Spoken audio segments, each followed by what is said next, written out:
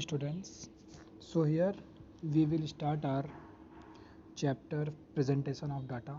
So already we have completed more than 3 to 4 topics from this chapter. Now I am going to explain the concept of frequency diagram. Okay, what do you mean by frequency diagram?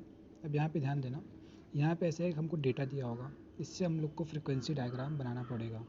अब frequency diagram के कई सारे parts होते हैं, date is histogram और हमारा polygon, ऑगिव, ठीक है, पॉलीगॉन एक होगा, ऑगिव, तो ये सारी चीज़ें हम लोग पढ़ेंगे, ठीक है, फ्रीक्वेंसी सीरीज, ठीक है। सो इस चैप्टर का मतलब ये है, देखो केवल हमको एग्ज़ाम पॉइंट ऑफ व्यू से पढ़ना है, तो मैंने एग्ज़ाम में ऐसा कोई डेटा नहीं दिया है कि आपको क्या करना पड़ेगा, डेटा को किसी भी डायग्राम में चेंज करना पड़े। ओके, आपको थ्योरेटिकल पार्ट ज़्यादा दिया है बिकॉज क्लासेस बहुत अच्छे से रन हो पाई नहीं है एंड ऑनलाइन कैलकुलेशंस कर पढ़ाने में एंड सिखाने में एंड सीखने में भी थोड़ी दिक्कतें आती हैं। और ओके, सो मैं आपको ये बता देता हूँ कि हिस्टोग्राम होता क्या है। जैसे मैंने आपको 2 सीरीज़ का नाम बताया था, एक एक्सक्लूसिव सीरीज़ और एक इंक्लूसिव सीरीज़। तो ये जो हमारा सीरीज़ है वो कौन सा सीरीज़ है, ये जो हमारे देखिए यहाँ पे क्या रिपीट नहीं कर रहा है ना, यहाँ पे 49 है, यहाँ पे 50 है। अगर दोनों रिपीट करते हैं तो उसको हम लोग एक्सक्लूसिव बोलते हैं, अदरवाइज इसको इंक्लूसिव बोलेंगे। बट अगर हमको कोई भी डेटा फॉर्म करना है तो ये दोनों रिपीटेशन होने चाहिए सारे डेटा। मतलब हमारा फर्स्ट क्लास इंटरवल का जो लास्ट डेटा है, अपर लिमिट है, वो सेकंड क्लास इंटरवल का फर्स्ट मतलब वो लोअर लिमिट होना चाहिए। ओके, तो इसको बनाने के लिए ये एक तरीका है कि आप इसमें से 45 में 0.5 क्या कर दिए, ऐड कर दीजिए, और 90 मतलब आप क्या करना, मैं आपको बता रहा हूँ इसमें करना क्या होता है।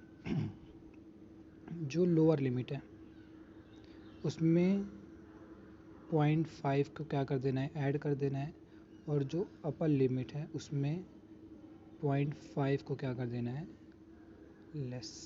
नहीं आया समझ में? सॉरी, एक मिनट, मैंने आपको उल्टा बता दिया। जो लोअर लिमिट है हमारा उसमें 0.5 क्या कर देना है, लेस, और जो अपर लिमिट है उसमें 0.5 क्या कर देना है, ऐड।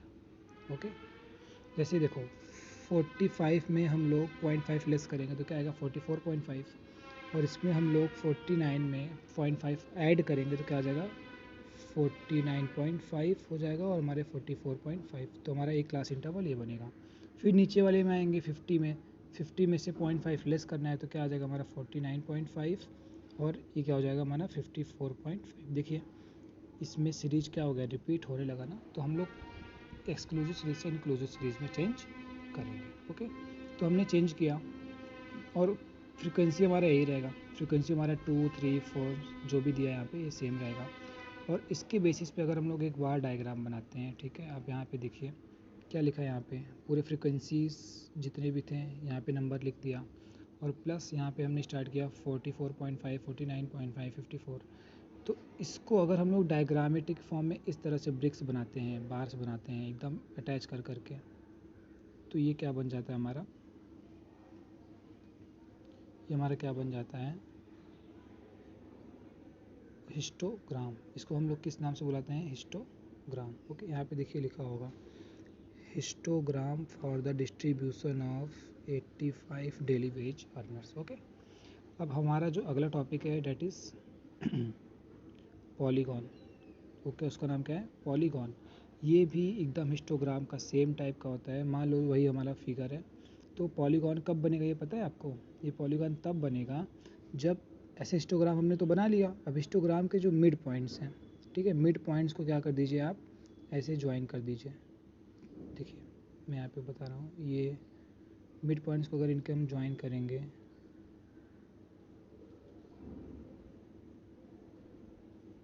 ठीक है, सबके मिड पॉइंट से ज्वाइन करेंगे तो हमारा ये जो लाइन, जो भी पिंक से जो भी लाइन बना है हमारा, that is called our polygon. Same histogram का पैटर्न अप्लाई करना है, सेम फॉर्मूला अप्लाई करना है। ये मैंने आपको बार डायग्राम बनाते वक्त सिखाया था कि इसको बनाते कैसे हैं। ओके, ठीक है, ये हो गया हमारा पॉलीगॉन।